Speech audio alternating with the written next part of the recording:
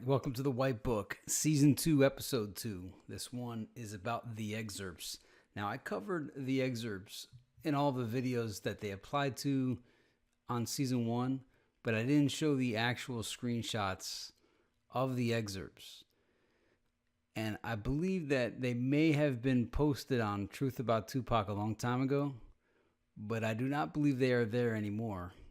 And so I feel like these excerpts, at least the ones that I have, should at least be available online for posterity, for future people long in the future in situations we can't even anticipate that may stumble upon this particular video, possibly long after we're all gone.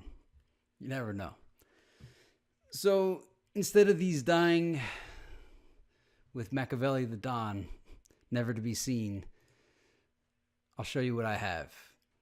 And also, I don't have all of them. I didn't start receiving them until a certain point in my coverage of the book. And I have a day off from work, and I was looking through my old notes, and I stumbled upon all of these excerpts that I actually kept them. Let's do some sharing. This one right here. All right, this is Excerpt 23 from chapter 1983 on page 143. Sweet Dreams. Now, this part of the book was where it was saying that the agency created MTV to weaken the stronger minds, and Marion mentions how music's changing, and it's Eurythmics. Sweet dreams are made of this. Who am I to disagree? You know the song. The important part to interpret is why this particular song was chosen. It was released in 1983. It was very hypnotic. I remember as a child, around 4 years old, I remember being hypnotized by the song and the lead singer and the little chorus part. But just in case you thought on season 1 I was wasting time going through all of the cultural references, it was to show you that the author took the time to figure out these were culturally significant things that occurred in the particular year that the chapter was named after.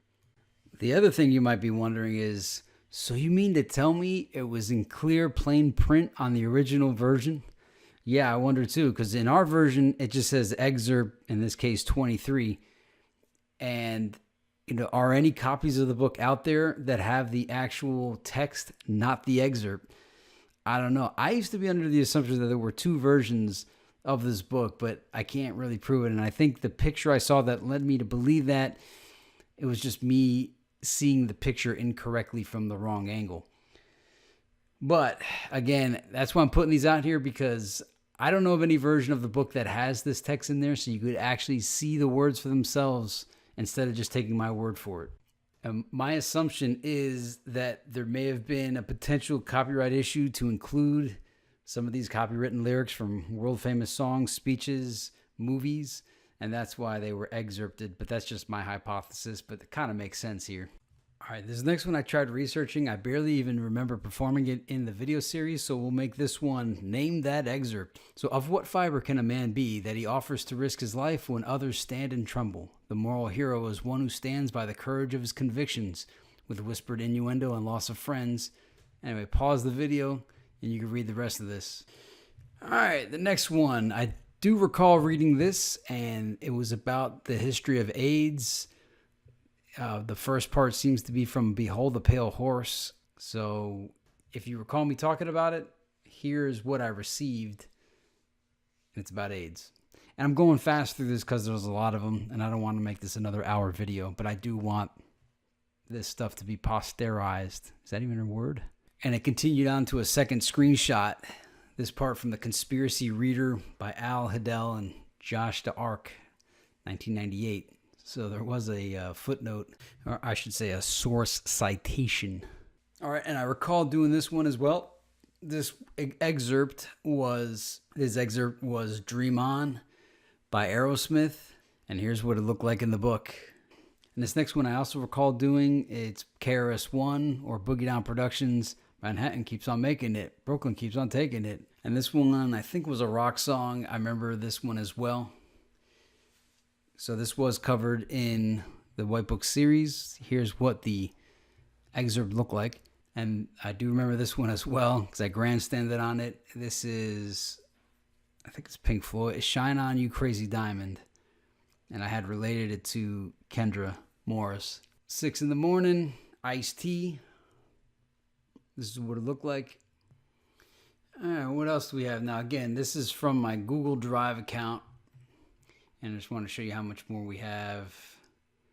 So I'm going to try to breeze through it. So this next one's pretty big. Looks like it's Nicaragua, Sandinista. Okay, so this was the Iran-Contra affair, Ollie North, Guatemala, some other stuff, fighting communism. But I do see here we have last week flanked by civil rights leaders Dick Gregory and the Reverend Joseph Lowery. Yeah, good old Dick. This next one is, it looks like this is more from we got John Kerry. In 87 and 88, John Kerry's subcommittee on narcotics and international terrorism took reams of testimony on the CIA cocaine connection from CIA agents, Contra mercenaries, drug pilots, Medellin cartel accountants. So this might also, I remember covering all this though. We see April 1986. So I think this has to deal with showing where the crack cocaine was coming from. And I think I might have mentioned that song by Master P, The Ghetto Will Never Change. It's on the Ice Cream Man. He said, I don't own the plane. I don't own the boat. I don't ship no effing dope from coast to coast. And we should also note that we do see fellow bonesman John Kerry involved in this investigation. All right, in 1972, there are estimated 18 gangs in the greater Los Angeles area. So I think this part is where the excerpt came in the quotes. I tell you this. Yeah, okay. So this was a quote from a Blood member writer from Do or Die. I remember thinking, I wondered if, Monster Cody, Crip member Monster Cody. So I have a feeling we covered this as well, but this is what the excerpt actually looked like with the quote. Good game. Now we have Queen, Mama Just Killed a Man, Bohemian Rhapsody, which yesterday I saw they're coming out with a film for it, starring Rami Malek from Mr. Robot. So apparently there's something definitely deep with that track. Yeah. What do we have here? All right, so this is a song by Guy. Imagine, I didn't realize Guy went back to 1988. Look at this. 88.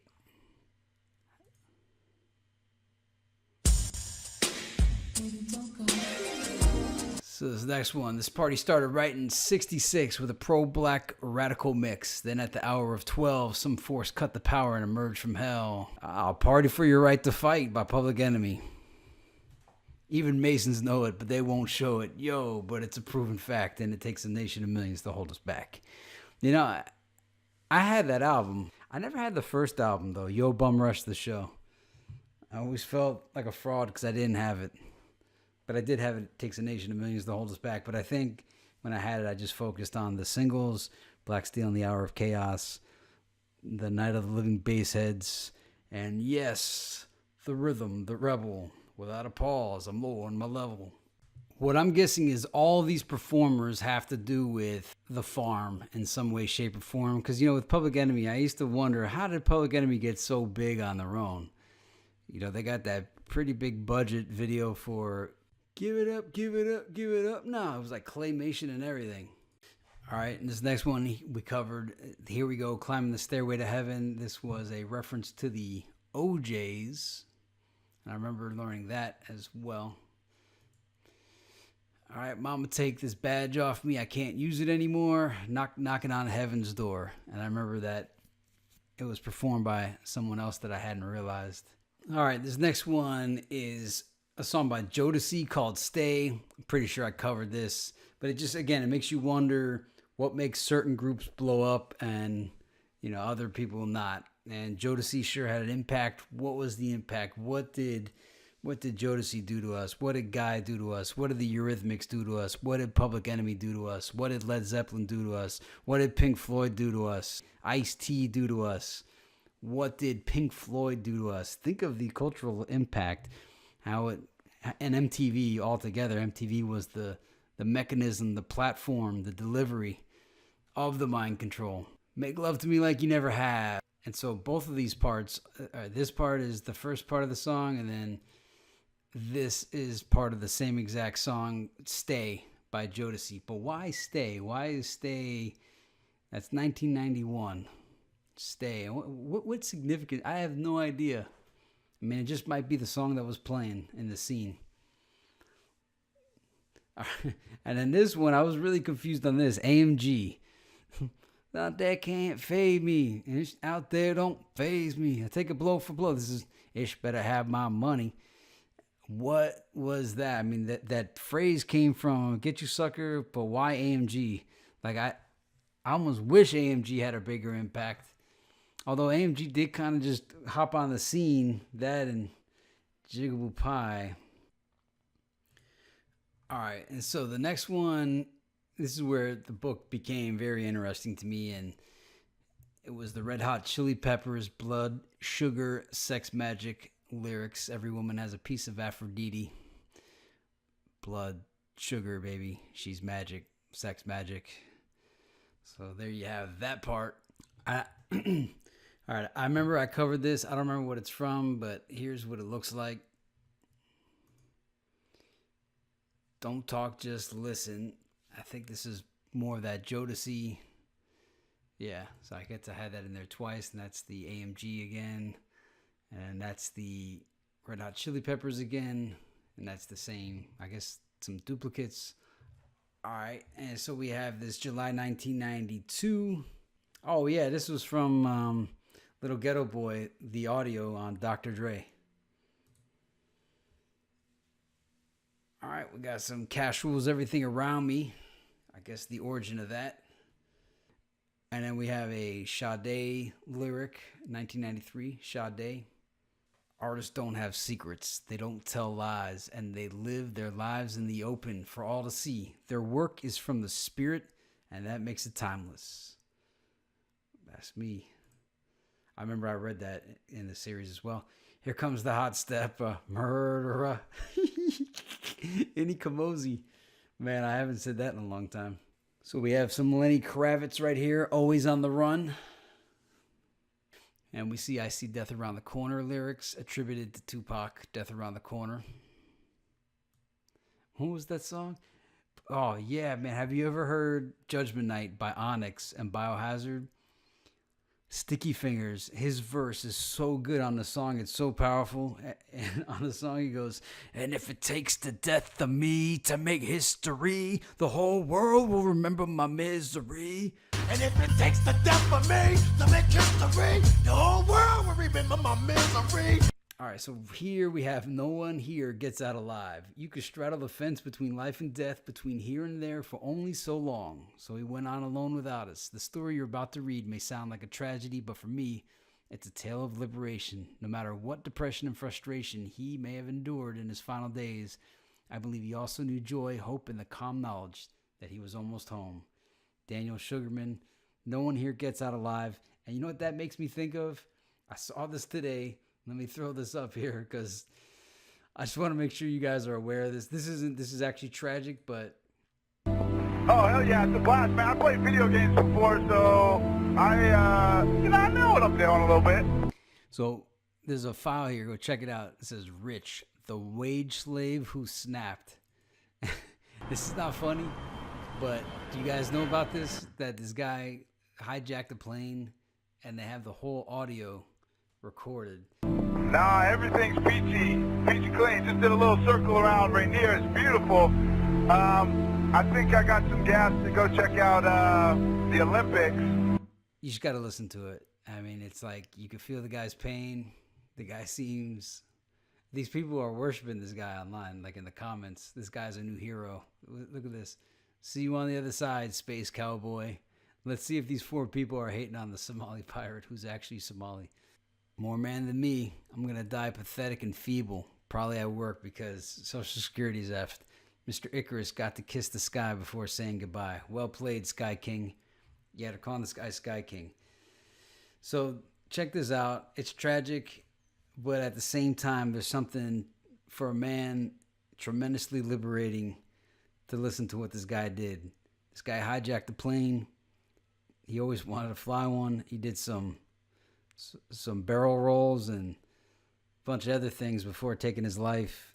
Luckily, no one else besides him got hurt, but he's on the line with air traffic control for a while. So if you don't know about this, check it out. It's not cool to steal someone else's airplane and crash it, but when you hear the guy, just listen to what he's got to say. Something to it touches your heart. I'll move on. Sky King. It reminds me a lot of the book. It reminds me of the book Illusions by Richard Bach, but I bet you that Sky King thing is in reference to something else. But check that guy out. It will have you reflecting on everything. So then we have this breakdown. I read this on the 1996 chapter. Here's a funny story about this. I didn't find this till the very end. So I wasted all that time explaining all the characters at the beginning of each video. But if I was to do this all again, now that I have this Rosetta Stone, I would just read this at the very beginning. In fact, I might just make a video called The White Book Characters, just so that it's there, so that everybody has. And this isn't the entire list, though. There was a bunch of characters that aren't listed, but this is a pretty good list right here, just in case you guys don't have it. So did we get through the whole list here? Yeah, because there's some dupes in there. All right, that's the deal. There's some duplicates. Now, obviously, this isn't all, was it 53 excerpts? And I don't think any of us know what excerpt 53 was. But from what I understand, that was the excerpt indicating that there would be a sequel. But how could there be a sequel to the White Book? Maybe someday. Makavelli the Don is out there still. And he's had at least 10 years to come up with a sequel. So I'm just looking real quick. I'm buying time here to check it. Yeah, excerpt 53. Imagine that. There's a big part of me that wants to reread the White Book, and I started this season 2. A lot of it's from seeing the Tupac Hoax Revealed series. A lot of people are against watching it, but you got to watch everything. You got to take all sides in. And as I saw that series, it made me then wonder if there was a different intent behind the White Book. Because as I was reading the White Book, pretty much a lot of the stuff that wound up in the Tupac Hoax Revealed, like I started developing these thoughts that I wound up seeing in that series, just based on the agency, the farm, all these characters kind of putting all this stuff together, the cultural references, MTV, the witchcraft, the magic, the secret societies, the two sides, the war. I then realized that the war, it was actually two sides of the same team pretending to have a war. I don't know. There's a bigger story going on, because obviously the book wasn't exclusively, as I said, about Tupac, Biggie, Jay-Z, Nas, and Dame Dash. It was about a whole lot more. They were actually just kind of like side pieces. And a lot of time has passed on. I learned a lot of things on that journey, and I almost feel like I need to go back to the beginning. But this season 2 will be more of supplemental type things like this, showing the excerpts. The next video is going to be showcasing some of the Zen of Makavelli artwork, and I think I might do 2 videos on that. One will be on the tarot cards that he created. The other will be just the artwork in general, and I guess the third may be the posts. And then there's, just like I did for episode 1 about Barry Goldwater, the With No Apologies book, and those excerpts from that, because I thought that really built upon, when you start to put all these things together. And I think the book mentioned, because obviously it mentioned the unseen hand, and there's that whole book is the size of the White Book, and there's so much going on in that book. And it also mentioned None Dare Call It a Conspiracy, and that book right there is a whole series in itself. So I'm starting to detect that there may have been even more agendas going on that align somewhat with mine that I didn't fully do in the first season. And as time permits, I certainly intend on touching upon some of these topics, especially of the None Dare Call It a Conspiracy flavor. I hope getting to see these excerpts with your own eyes helped you gain a better understanding of what it meant when you saw that excerpt in the book, just said excerpt. These were like the original shots of the manuscript and how it looked originally prior to removing those potentially copyright infringing sentences. It's a good idea. The only question I just wonder is, how was that info ever supposed to come out if I never came along? But again, I think they were shared on the Truth About Tupac forums. But who knows? Because the stuff's not there now. And obviously I only covered about 30 of the 53 excerpts. So if one of you out there has all of the excerpts, the ones that I didn't get covered, feel free to send them on to me, and I'll make an Excerpts Part 2 video showcasing those as well. Thank you for watching this episode, and I'll see you in the next one.